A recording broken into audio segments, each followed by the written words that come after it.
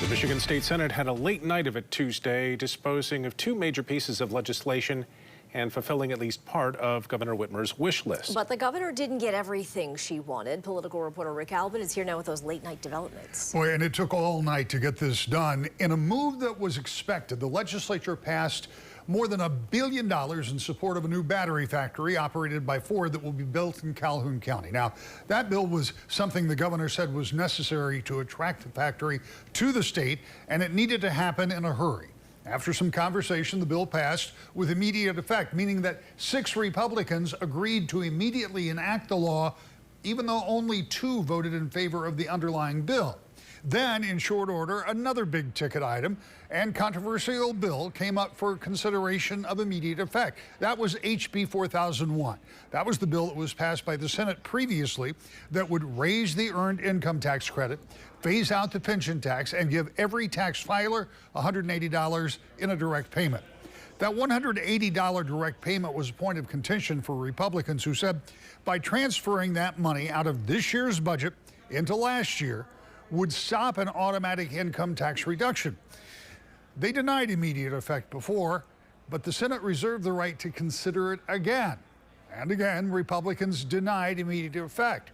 But Democrats sent it to the governor anyway, meaning that the EITC and the pension tax would become law, but not the $180 direct payment, since that had to happen right away before the books from last year were closed. Confused? Well, you're not alone. What we know is the governor wanted the economic development money, and she wanted it quickly. She got that. Republicans wanted an income tax reduction, and it appears they'll get that. So it begs the question, was there some good old-fashioned horse trading done here? We put that question to Walker Republican Senator Mark Heising. They brought up the immediate effect vote for the tax cuts. It was denied again, which effectively kills the $180 direct payment and virtually guarantees that the income tax rollback that Republicans had been intent on will go into place. Were those two things connected? Was there some deal cut somewhere that said, get us our economic development money and we'll drop the idea of that $180 and thus allow the income tax to go ahead?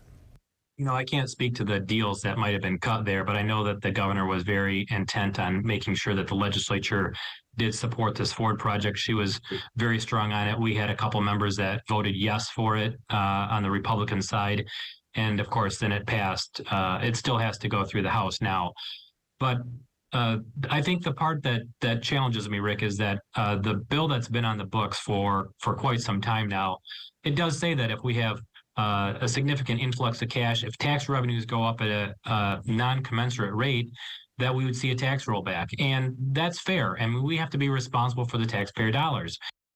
So no matter how it came about, it appears both sides got something they wanted. Senate Majority Leader Winnie Brinks, when asked after the vote last night what Democrats gave Republicans in exchange for immediate effect on the economic development money, said, quote, "We found things that were of mutual interest to all of us. So we were able to come to an agreement that worked for us, worked for them and for us," end quote.